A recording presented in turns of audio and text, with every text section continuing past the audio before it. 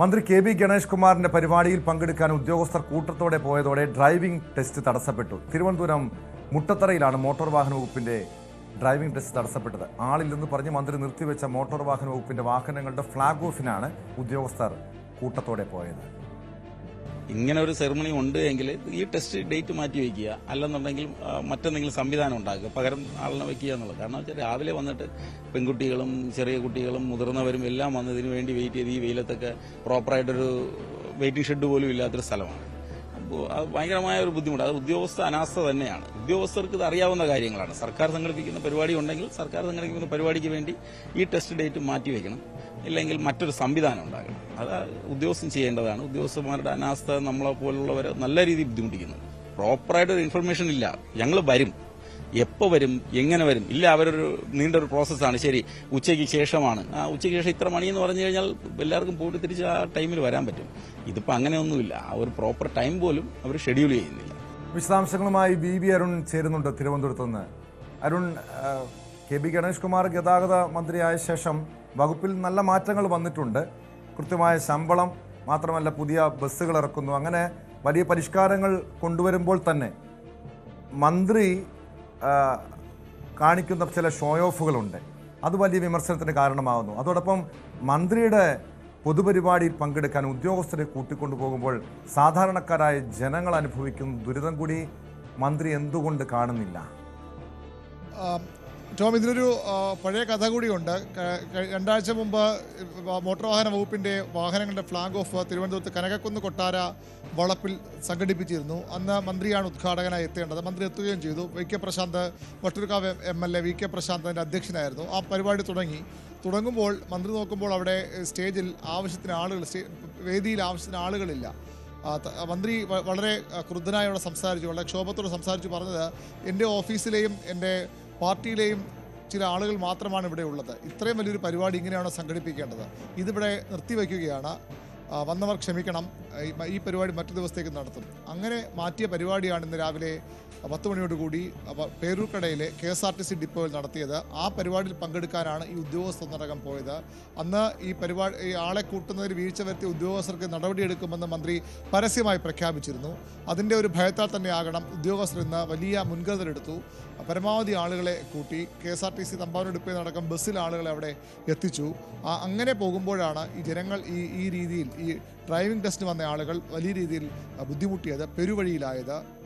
മുട്ടത്തറയിലെ രാവിലെ 6 മണിയോടുകൂടി ആളുകൾ അവിടെ 7 മണിക്ക് ആരംഭിക്കുന്ന 8 മണിക്ക് ആരംഭിക്കുന്ന ടെസ്റ്റ് പങ്കെടുക്കാൻ എത്തിയിരുന്നു. പലരും ദൂര സ്ഥലങ്ങളിൽ നിന്ന് വരുന്നവരാണ്, പഠിക്കുന്നവരുണ്ട്, ജോലിയുള്ളവരുണ്ട്, ഇത് കഴിഞ്ഞ് ക്ലാസ്സിലേക്ക് പോകാൻ തീരുമാനിച്ചവരുണ്ട്, ജോലിക്ക് പോകാൻ തീരുമാനിച്ചവരുണ്ട്. അവരൊക്കെ ഒരു 10 മണിയോടുകൂടി ടെസ്റ്റും 8 ടെസ്റ്റും ഒക്കെ കഴിഞ്ഞ ശേഷം ഉദ്യോഗസ്ഥർ ഇവരോട് പറഞ്ഞത്, ഞങ്ങൾ പുറത്തുപോയി തിരികെ വരാം, ഒരു പരിപാടിയിൽ പങ്കെടുക്കാൻ പോവുകയാണ്, വന്നിട്ട് ബാക്കി നടത്താം. അതായത് ഈ ഫീസ് അടച്ച് ഇത്ര വലിയ തുക കൊടുത്ത് പഠിച്ച് അവിടെ എത്തിയ ആളുകൾ പകുതി ടെസ്റ്റ് നടത്തിയ ശേഷം അത് പാസ്സായവർക്കാണ് റോഡ് ടെസ്റ്റിലേക്ക് പോകുന്നത്.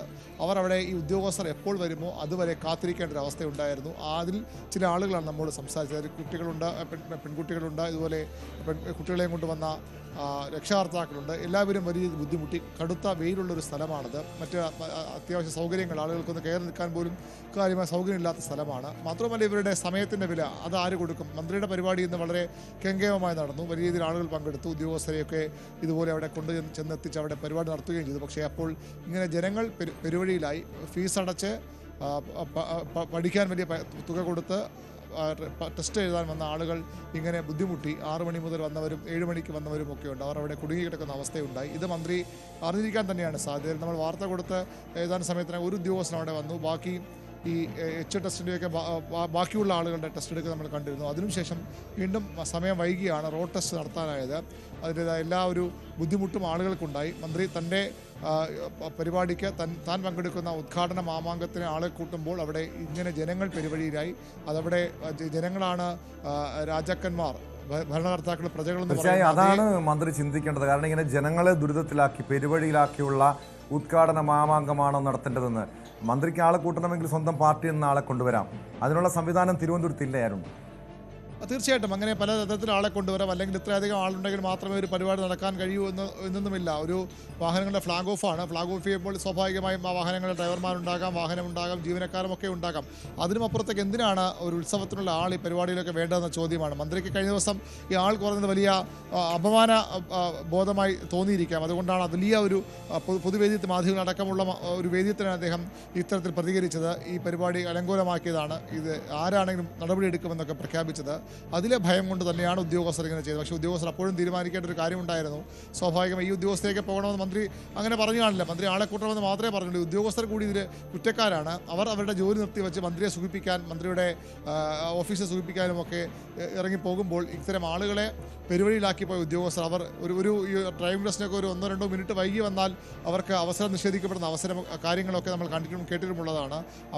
അങ്ങനെ ഉള്ളപ്പോഴാണ് ഈ വന്ന ആളുകളെ ഇത്രയധികം സമയം അവിടെ മണിക്കൂറുകൾ അവിടെ വെയിറ്റ് ചെയ്യിപ്പിച്ചത്. അവരുടെ സമയത്തിന് വിലയില്ലേ, അവരുടെ അധ്വാനത്തിന് വിലയില്ലേ, അവർക്ക് ബാക്കി ചെയ്യേണ്ട കാര്യങ്ങൾ ചെയ്യേണ്ടതെന്ന ചോദ്യമൊക്കെ സ്വാഭാവികം ഉയർന്നു വരികയാണ്. ഏതായാലും മന്ത്രിയുടെ കാര്യം നടന്നു. ഉദ്യോഗസ്ഥർക്കും മന്ത്രിയുടെ അപ്രീതിക്ക് ഇരയാകാതെ അവർക്കും അവരുടെ ഇന്നത്തെ ദിവസം കഴിഞ്ഞു കിട്ടും. പക്ഷേ ഈ വന്ന ആളുകൾ എന്തായാലും മന്ത്രി ഈ സംഭവത്തെക്കുറിച്ച് നമ്മൾ വാർത്ത റിപ്പോർട്ട് ചെയ്യുന്നതിന്റെ അടിസ്ഥാനത്തിൽ മന്ത്രി സ്വാഭാവികമായി ഈ സംഭവത്തെക്കുറിച്ച് അറിഞ്ഞു കാണണം. ഒരു പ്ലാസ്റ്റിക് കുപ്പി ബസ്സിൽ കരുതിയതിൻ്റെ പേരിൽ ബസ് ഡ്രൈവറെ സ്ഥലം മാറ്റിയതാണ്. അതും ഏതാനും ദിവസങ്ങൾക്ക് മുൻപാണ്. അങ്ങനെയെങ്കിൽ ഇതുപോലെ ജനങ്ങൾക്ക് ബുദ്ധിമുട്ടുണ്ടാക്കിയ ഈ മന്ത്രിയുടെ ഈ ഉദ്ഘാടന ചടങ്ങിനായി കൂട്ടത്തോടെ പോയ ഉദ്യോഗസ്ഥർക്കെതിരെയും നടപടി ഉണ്ടാകേണ്ടതല്ലേ? തീർച്ചയായിട്ടും അങ്ങനെ തന്നെ ഉണ്ടാകണം.